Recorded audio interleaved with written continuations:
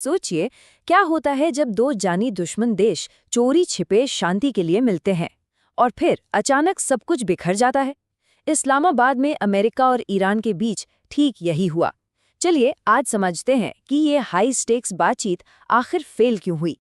एक तरफ तो शांति की उम्मीद की एक किरण थी और दूसरी तरफ जंग का मंडराता हुआ खतरा। तो सवाल ये है कि आखिर ऐसा क्या हो गया? वो क्या वजह थी कि इस्लामाबाद में ये सीक्रेट बातचीत अचानक धड़ाम से गिर गई?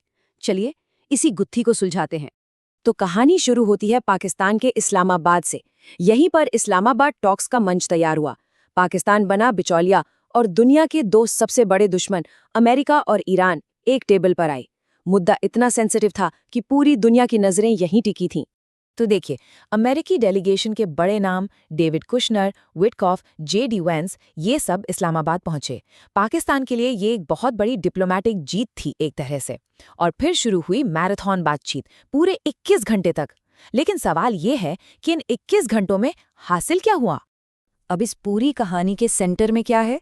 ये संकरा सा समुद्री रास्ता, स्ट्रेट ऑफ हॉर्मूज। देखिए, ये सिर्फ एक पानी का रास्ता नहीं है, ये दुनिया की इकोनॉमी की एक तरह से लाइफलाइन है। दुनिया का ज्यादातर तेल यहीं से गुजरता है। मतलब अगर ये रास्ता बंद हो गया तो समझिए पूरी दुनिया की अर्थव्यवस्था में भूचाल आ जाएगा। लेकिन रुकिए, ये कोई सीधी साधी शांति वार्ता नहीं थी। बिल्कुल नहीं। बंद दरवाजों के पीछे तो शांति की बातें चल रही थीं, लेकिन बाहर एक बहुत ही खतरनाक खेल चल रहा था।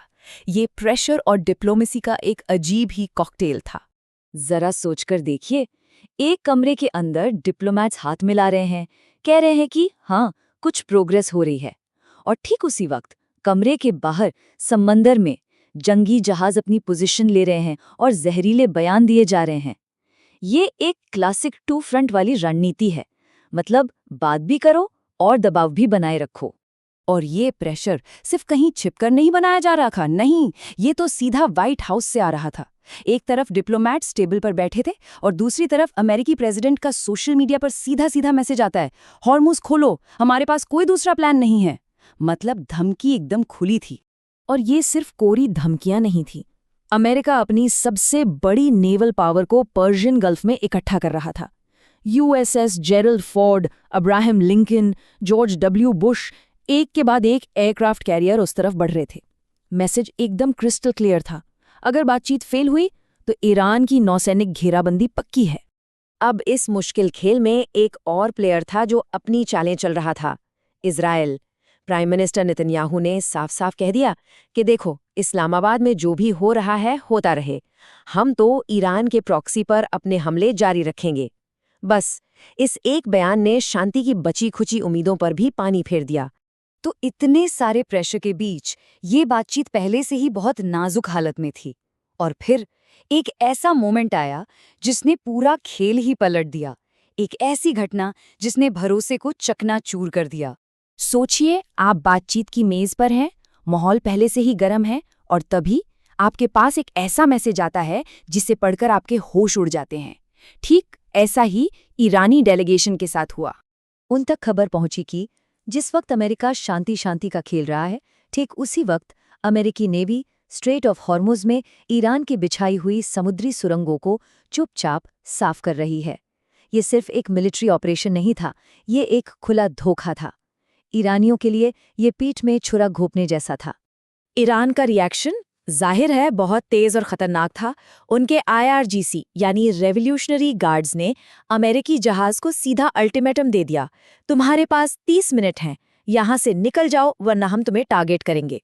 बस उसी पल दोनों देश जंग के मुहाने पर आकर खड़े हो गए। तो क्या सिर्फ इस एक धोखे की वजह से सारी बातचीत टूट गई, या फिर कुछ ऐसी बुनियादी दिक्कतें थीं, कुछ ऐसी मांगें थीं जिन पर समझौता होना नामुमकिन था? चलिए अब उन असली वजहों को समझते हैं। ईरान की मांगें एकदम साफ थीं और उनमें कोई भी मोलभाव की गुंजाइश नहीं थी। पहली बात, वो अपना यूरेनियम प्रोग्राम बंद नहीं करेंगे। दूसरी, स्ट्रेट ऑफ हॉर्मुज पर उन्हें पूरा कंट्रोल चाहिए। तीसरी, उनके जो भी पैसे फ्रीज हैं वो वापस चाहिए और सारे प्रतिबंध हटने चाहिए। और चौथी, एक ऐसा सीज फायर हो जिसमें इजराइल के हमले भी बंद हों। जाहिर है ये ऐसी शर्तें थीं जिन्हें अमेरिका कभी भी मानने वाला नहीं था। तो बातचीत फेल हो गई और इसने पूरे इलाके को एक नए और कई ज्यादा खतरनाक मोड़ पर लाकर खड़ा कर दिया। डिप्लोमेसी के सारे दरवाजे बंद हो चुके थे। अब सिर्फ ताकत की भाषा बची थी।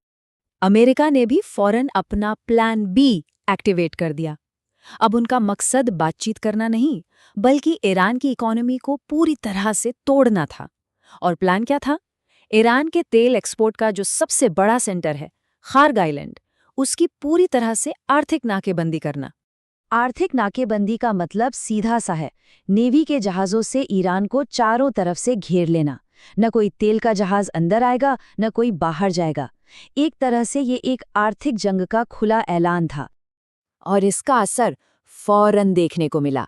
स्ट्रेट ऑफ हॉर्मुज़, जो दुनिया के सबसे बिजी शिपिंग रूट्स में से एक है, रातों रात एकदम सुनसान हो गया।